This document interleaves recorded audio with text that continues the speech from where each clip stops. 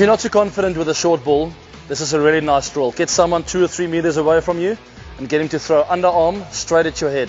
And then it's up to you to get your head out of the line, either on the left hand side, a nice pull shot in front of square, or you get rock back to the offside and play a hook shot down to fine leg.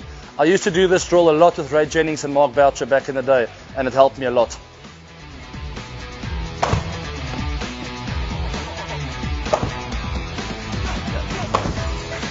And across.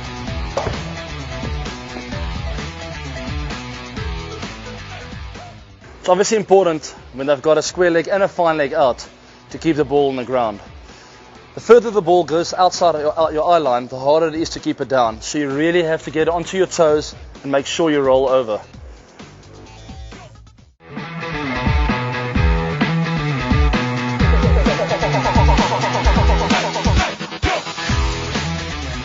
I'm covering this shot through mid-wicket, or the leg lance. Like most shots in cricket, you don't have to overheat this one. It's all about timing. A couple of important parts for me about this shot is my back lift. Alright, I do my back in across, and then instead of getting back into plane, I come straight from first slip through to the leg side. I wait to pick up the line of the ball, and from there on, when I realize it's on the leg side, I don't come back into the plane. I leave my bat out at first slip to open up space in order for me to hit it to the leg side. I get the left leg out of the way, or I pull it back slightly the minute I pick up the line of the ball. When I realize it's on the leg side, I pull it out of the way in order for me to create space for my arms to come through on the leg side. If I get too big a stride in, I'll cramp myself and I'll probably get it out to LBW if that line is on leg stump, because then there's no room for your arms to come through and to time that leg lance through the leg side. When I pull my foot back in order for me to create some space for my arms, it's very important not to lose my balance.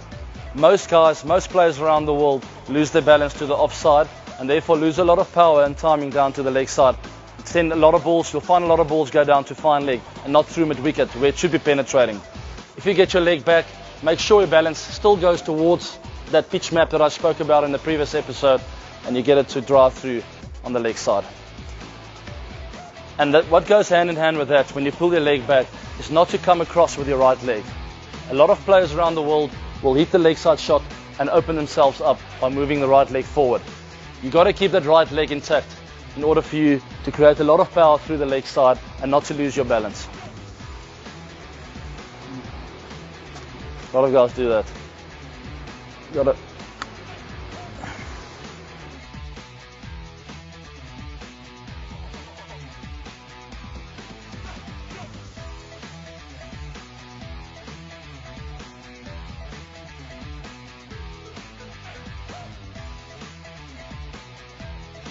Let's hit some balls.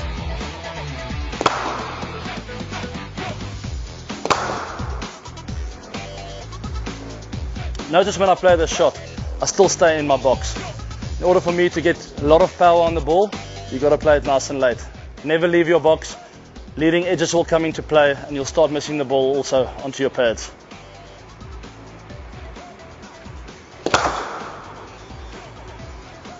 See with that shot, I didn't come across with my right leg, even though the ball was quite a little bit of a distance down leg and very easy for me to walk across. I still kept my shape and made sure that everything was lined up where I wanted to hit the ball.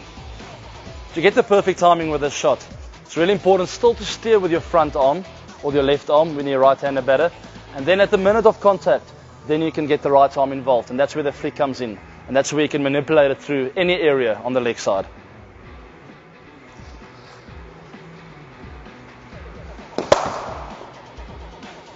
That was a good example of the right wrist doing a lot of work. Because the pitch of the ball was a little bit shorter, I couldn't go for too long with my left arm, otherwise I would have left the box.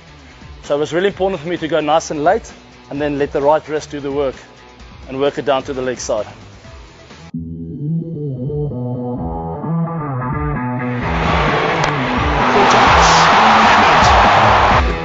That's a fine shot.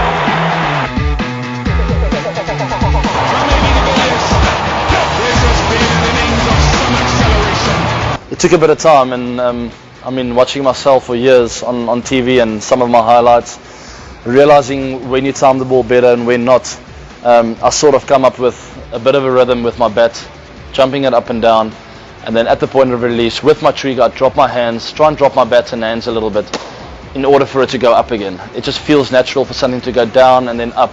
Instead of keeping it there the whole time, I feel a bit static. I've tried it before. I've tried to keep it here and just play like that. It also felt a little bit uncomfortable to me. The most important thing to me is to have the rhythm and to be still at the point of release, but to be in that strong position with your feet and with the back lift. And then I'm ready to go. It's a 52 ball 100 for AB de Villiers.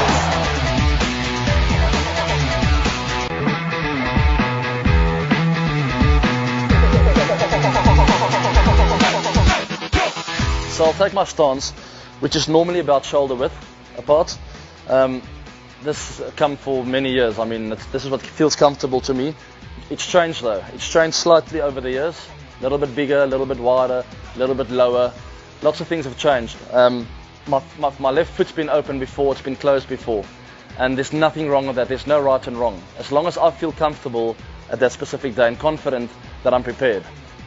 So the day before, I'll hit a couple of balls. I won't hit it too well. I'll try and open my foot a little bit, keep the shoulder nice and square. I'll close it a bit until I hit the ball well. I'll walk out in the middle the next day and I'm ready to go. It might still not feel comfortable and I'll tweak again, and it's okay to tweak in the middle of the game. There's no right way. You don't have to stay the same throughout the game. You can change as long as you have made the decision and you don't have any doubt in your mind. That's the most important thing to me. So once I'm comfortable with my stance the day before the game, you tend to get different wickets wherever you go across the world. I'm talking about subcontinent wickets, wickets in Australia, wickets in South Africa. I like to go to the subcontinent with a much lower stance. I feel because the ball's so slow and it gets a little bit of slow tennis bally bounce, you have to drive low through the ball. The minute you're upright there, like I like to be in Australia and South Africa, you tend to hit the ball in the air much more often. So subcontinent conditions, I do bend my knees a little bit more and try and drive through the ball because that forces me to hit the ball a bit later. When you're upright, you've got nothing that's forcing you to hit the ball later. You just go on feel. Alright, so slower tennis ball bouncy wickets, lower in your stance. Quick wickets, it's nipping around, it's got good quality bounce. You can be a little bit more upright and trust your hands to the ball.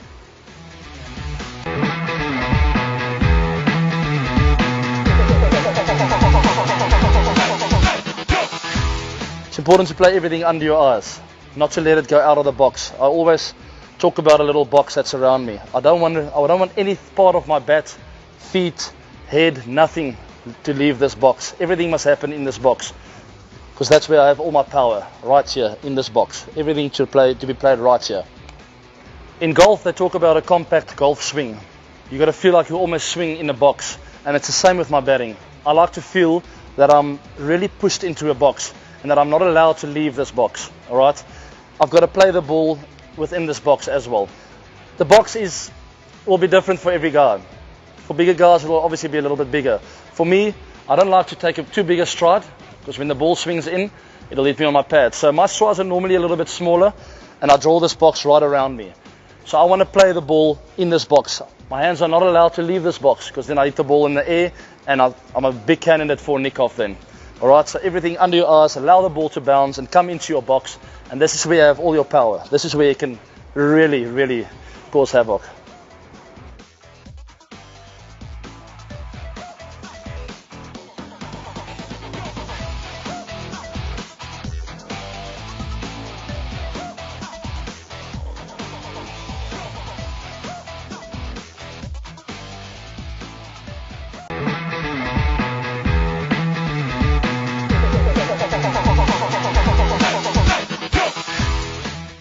The basics of a defensive block, a late defensive block, very similar to that of a cover drive.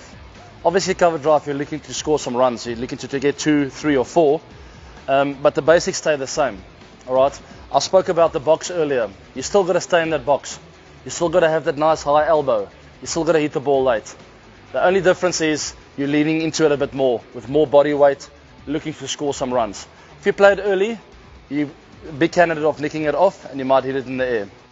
Playing the cover drive, a lot of people will say it's a textbook shot, but to me it still comes with a lot of instinct. It's all about picking up the length as early as possible. Alright, the difference between a defensive block and a cover drive is so small. I mean, it's a matter of inches and you've got a cover drive. a couple of inches shorter than that, and you've got to play the late defensive block. So the positions are very similar. You've just got to pick up that length as early as possible. Notice how I lead with my head.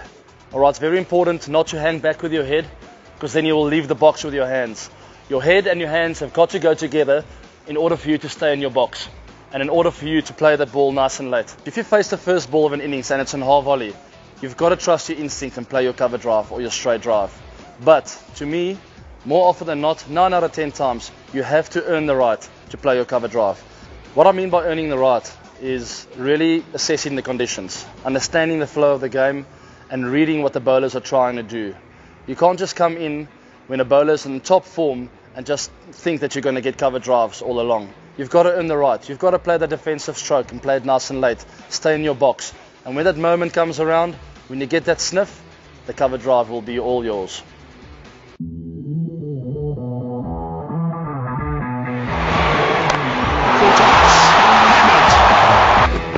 That's a fine shot.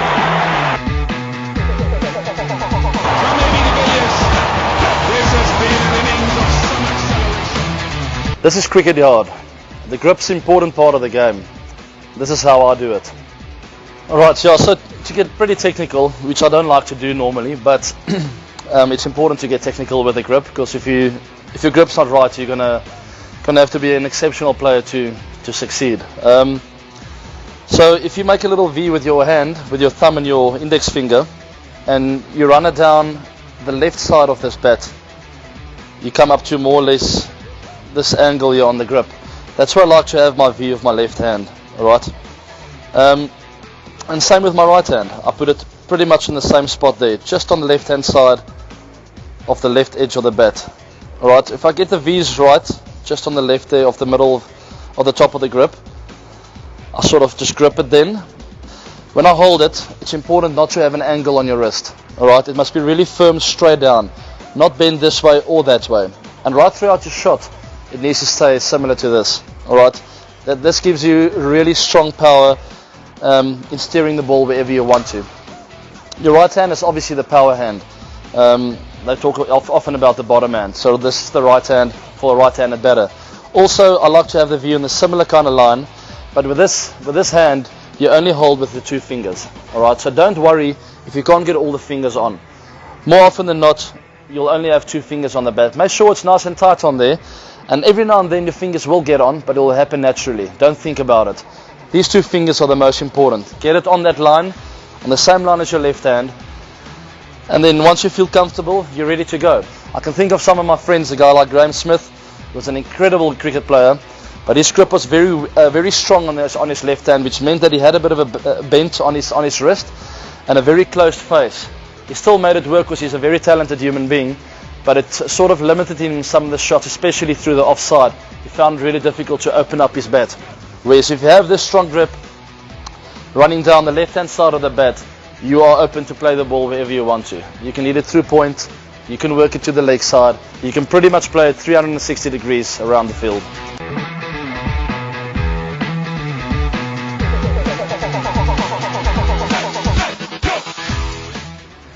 In a very funny way, the pull shot and the late defensive shot goes hand in hand. If you play both of them really well, the bowler's under big pressure, especially the pull shot. I use the pull shot to put pressure on the bowler. Once I master that shot and I've got a good late defensive stroke, the bowler has got a long day ahead of him. Technically with the pull shot, to start off with, the stance. So I do my normal back and across trigger.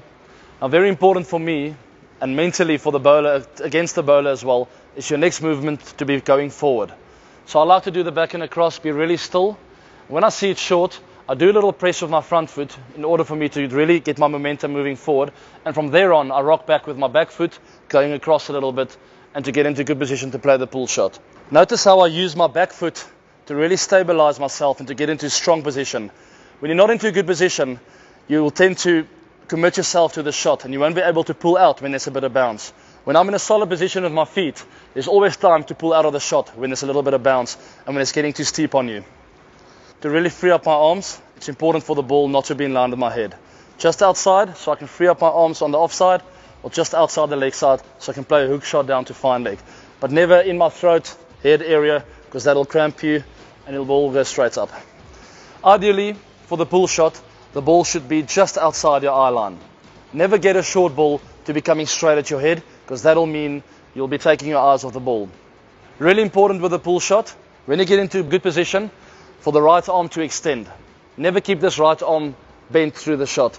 The right arm's got to extend, almost like a forearm tennis shot, if you know what I mean. And also, when you speak about a forearm tennis shot, you know that you do a bit of topspin, you've got to have the same kind of action with a pull shot. So, extend your arm, let the wrist roll through the ball. It's really important to rock forward first, in order for you to get into a good solid position with your front foot. From there on, the pull shot's very instinctive. You get a bit of stability on your back foot and you let your arms just flow through the ball. Remember, right arm has got to extend a bit. I extend my right arm as much as possible in order for me to get the ball nice and in front of square. It's obviously important when they've got a square leg and a fine leg out to keep the ball on the ground. The further the ball goes outside your eye line, the harder it is to keep it down. So you really have to get onto your toes and make sure you roll over. To me, playing the short ball or the pull shot is an instinctive shot. So there's already a lot of power involved. There's no need to overhit it. I always just try and time it and make sure I place it in good areas. And when the time is right and you're in a good position, you can always go for the big one.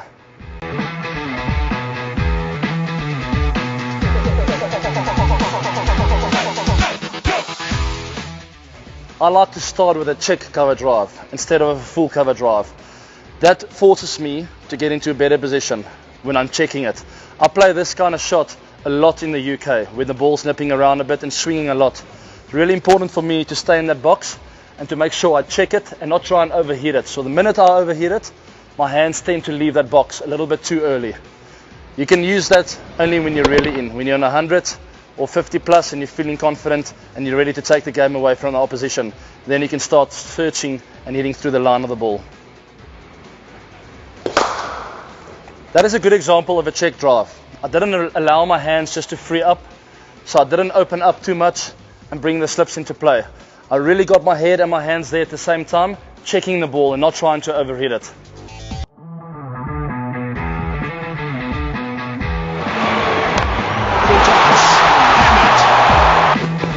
That's a fine shot.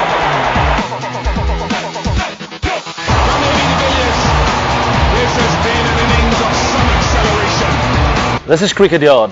The wicket's gone down, I'm at the crease and I'm ready to go. Let me show you what I do.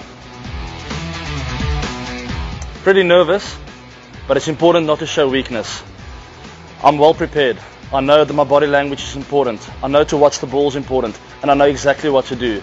But I'm still nervous and I can feel it. But it's important not to show them, the opposition, the bowler, the wicketkeeper, the captain. They're not allowed to see any sort of weakness. So every movement I make, even if it's just taking my guard, it's got to be confident, strong body language. I make my mark and I'm ready to bat. I make eye contact with my opposition because today I'm going to dominate. Before I face my first ball, the nerves are always running high. Some guys might come and chirp me, try and get me off my game. But it's important for me to take it as a compliment because I know that they know if they don't get me out, I'm going to win the game. So remember, AB, self-confidence, good body language, watch the ball and dominate this cricket game.